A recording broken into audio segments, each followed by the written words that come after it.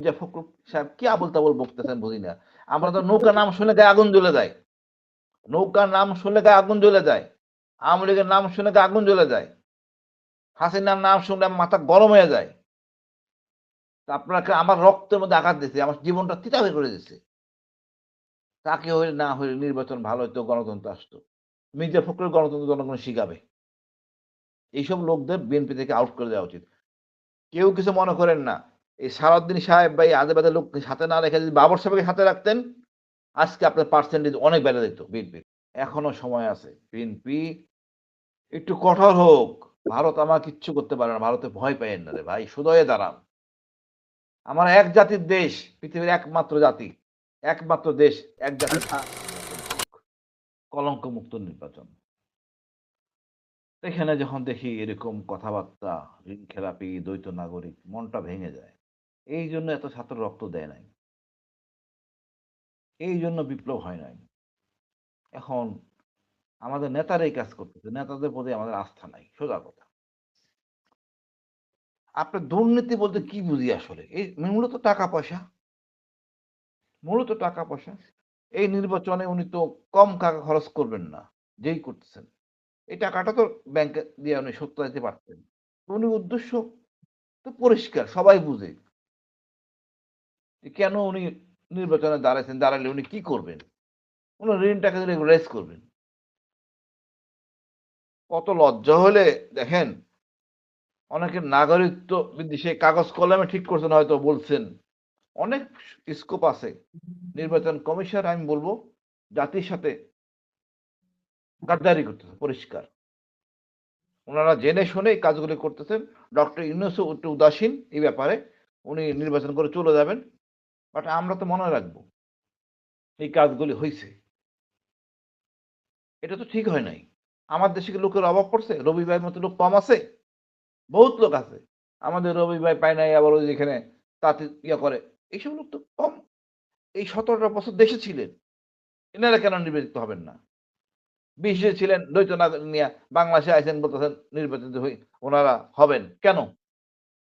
এইসব কারণে আমি হতাশ। এটা হইতে পারে না। ঋণ খেলাপি থাকা লোক ছিল না সেকেন্ড ম্যান, থার্ড ম্যান? ওই লোকটাকে আনতে হবে কেন? এটা কইরা কি বিএনপির ভোট বাড়লো না কমলো আমি জানি না। বাট ভোট নিঃসন্দেহে কমবে। নিঃসন্দেহে কমবে। আমরা ব্যক্তিগতভাবে আমার জিনিসটা বলি ভাই, আমরা ১০-১২ জন অফিসার বাইরে কথাবার্তা বলি। সবাই আমরা বিল্ট ইন মানে বিল্ট ইন বিএনপি সত্যিকার অর্থে। আমার কথায় বলেন আমি ৩ টা রাষ্ট্রীয় খেতাব বীর প্রতীক, বিপিএম, রাইফেল পদক। ৩ টা খেতাব আমার খালাদা জিয়া লাগাইছে। পরাই দিছে আমাকে। এখন আমি যদি শিফট হই দর্শন থেকে, না হয়ে উপায় নাই। আমি তো এইটা চাই না। স্বচ্ছ নির্বাচন হবে। যেকোনো লোক যোগ্য দেশে ছিল, নির্যাতন নিপীড়নের মধ্যে ছিল, তারা দাঁড়াবে। হুম। তাদের অধিকার বেশি, হক। এদেশে রাজনীতি করার হক তাদের বেশি। তারা নিপীড়িত নির্যাতিতের মধ্যে পড়ে গেছে। যে যেভাবে নিয়ে কিছু যায় আসে না। এই লোকগুলি না থাকলে বিএনপির জন্য ভোট বাড়ত। আমি খুব খুশি হয়েছিলাম যখন তারা জিয়া সাহেব হাদির কবরটা জিয়ারত করতে যায়। ওখানে আমাদের একটা পোস্টার ছিল।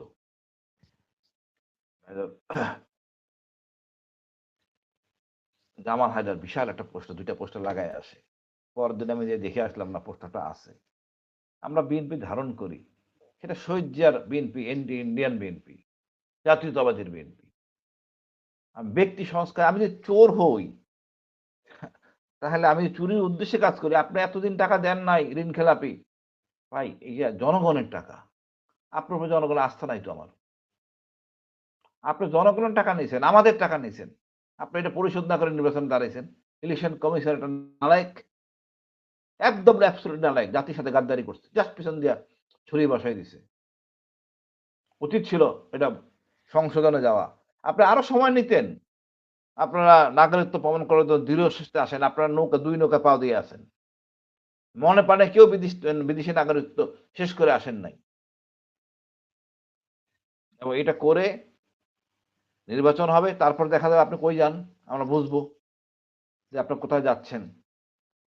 সিস্টেম আছে। নির্বাচন কমিশন যদি নালায়েক হয়, গাদ্দারি করে, আসলে এদেরও বিচার হবে। কেন করলেন? যার ১ পয়সা ঋণ আছে সে যোগ্য না। জনগণের টাকা নিছেন। যার ভারত প্রেম আছে বা এই যে বিদেশের নাগরিকত্ব, হ্যাঁ, বিদেশের ব্যালট বক্স নিচ্ছি ঠিক আছে। আপনি আমার কথার আইনটা উঠায়ে দেন।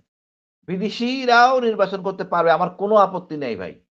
আমি মনে করি বিদেশীরা নির্বাচন করলে অন্তত চুরি করবে না। ওদের টাকা আছে, হালাল টাকা কষ্ট করে যারা জমাইছে, সেরা দেশে এসে নির্বাচন করবে। এটা তাদের হক। কোনো আপত্তি নেই। তারা টাকা পাঠায়। তারা নির্বাচন করতে পারে, দেশের জন্য করতে পারে, করবেন। ঢাকা থেকে যদি আপনি ওই নোয়াখালীর দুর্গম এলাকায় যদি প্রতিনিধি হইতে পারেন, বিদেশ থেকেও পারবেন। ৬ মাস থাকলেন, ৬ মাস গেলেন, কোনো সমস্যা নাই। আমার কথা হলো জিনিসটা হচ্ছে সলিড। কি করলেন? কি হইতো? এই ৩৫ টা লোক বা কতটা জন মনে হয় ৩০ জনের মতো, আমি জানি না এক্সাক্ট ফিগার। তারা আরো বেশি লোক আসতো। আমরা রিসোর্সফুল হইতাম। কিন্তু আপনারা কোন দিক রাখেন নাই। দেশীয় চর্চাও করেন নাই আর বিদেশ থেকে আসতেছে। এখন ব্যালট বক্স নিয়ে উল্টাপাল্টা কথাবার্তা এগুলি হবে। আল্টিমেটলি কি হবে? তৃণমূলের লোক চলে আসবে। আমি যখন এখানে আমার ২ জন লোক দাঁড়াইছে, একজন ক্রিকেটার ভাই, পছন্দ করি আমিনুল ভাই, আর বাতেন ভাই। আমি ২ টা মূল্যায়ন করার আগে চিন্তা করলাম, নেতারা কি বলে? কথাবার্তা পছন্দ হয়নি। এই বছর এই সময় এই যে কিছু মানে ইনম্যাচিউর কথাবার্তা মানুষকে হতাশ করছে। মির্জা ফখরুল সাহেব কি আবোল-তাবোল বকতেছেন বুঝি না। আমরা তো নৌকার নাম শুনলে গায়ে আগুন জ্বলে যায়। নৌকার নাম শুনলে গায়ে আগুন জ্বলে যায়। আওয়ামী লীগের নাম শুনে গায়ে আগুন জ্বলে যায়। হাসিনার নাম শুনলে আমার মাথা গরম হয়ে যায়।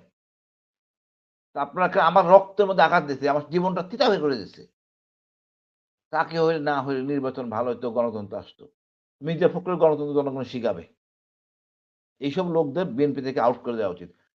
কেউ কিছু মনে করেন না। এই সালাউদ্দিন সাহেব বা এই আজে-বাজে লোক সাথে না রেখে যদি বাবর সাহেবকে সাথে রাখতেন, আজকে আপনার পার্সেন্টেজ অনেক বেড়ে যেত বিএনপির। তা করেন নাই। ওই ভারত কথা শুনে আপনারা সবকিছু ডুবাইছেন। অনেক কিছুই আছে আপত্তিকর।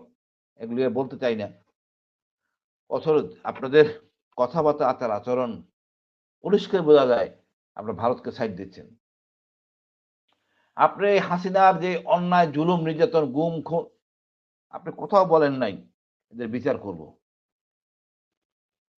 বা বললে আমরা খুশি হইতাম। বা আপনাদের অন্য সাইড নেতা থাকতে তাও যদি মির্জা ফখরুল বলতো আমরা খুশি হইতাম। আমরা খুশি হইতে পারি নাই। আমার আপনার উপর কোনো আস্থা নাই এখন। আপনারা বিচার করবেন না। একইভাবে মনে করেন এই গণহত্যাগুলি হইছে, এত লোক মারা গেছে। মানে দুর্ভাগ্য এই লোকদের পুনর্বাসন হয় নাই। ডক্টর ইউনূস কোন প্যাকেজ করছে কিনা আমি জানি না। যারা আমার জন্য জীবন দিছে, সেদিনকে একজন বলতেছিল শুনলাম কোন জায়গায়, দাওয়াত দিছে, উনারা সব আহত লোকরা সব পিছনে, সামনে নেতাকর্মীরা বইসা গেছে। আপনার এই ধরনের আসলে দুঃখজনক কাজ কোনোভাবে কাম্য না। সে শ্রমিক হোক, আমজনতা ছিল। সে আমাদের জন্য জীবন দিছে। আমাদের জন্য তো পা হারাইছে। অনেক, অনেক যুবক আছে চোখ নষ্ট হয়ে গেছে হাজার, হাজারের উপরে। এরা আদৌ বিয়ে করতে পারবে জানি না। তাদের এই জীবন, এই রক্ত, যৌবন আমাদের জন্য দিছে। আমরা গাদ্দারি করতেছি। জাতি আমাদের গাদ্দার বলবে। তো এট লিস্ট কথা বলতে পারতেছি মনের মতো। মনিবের বয়স পিপলে যার জন্য অন্তত প্রশান্তি লাগতেছে না, এটা ঠিক হয় নাই। কাজটা ঠিক হয় নাই। কাজটা ঠিক হয় নাই। অন্যায় হইছে। আমি মনে করি আমাদের ভাবাবেগ হোক। এখনো সময় আছে। বিএনপি একটু কঠোর হোক। ভারত আমার কিচ্ছু করতে পারে না। ভারতে ভয় পাইয়েন না রে ভাই। সোজা দাঁড়ান। আমরা এক জাতির দেশ, পৃথিবীর একমাত্র জাতি। একমাত্র দেশ, এক আর জাতির দেশ। মাত্র জনাব একমাত্র হাসিনা, দেশ। বিএনপি কি ভারতকে আসলে বই পেয়ে রাজনীতি করতেছে? ভারত পেয়ে মানে আমাদের ভয় পাওয়ার ছাত্ররা কারণটা ভয় পায় আসলে নাই কি? ভাই। না, না আমাদের ছাত্ররা ভয় পায় নাই।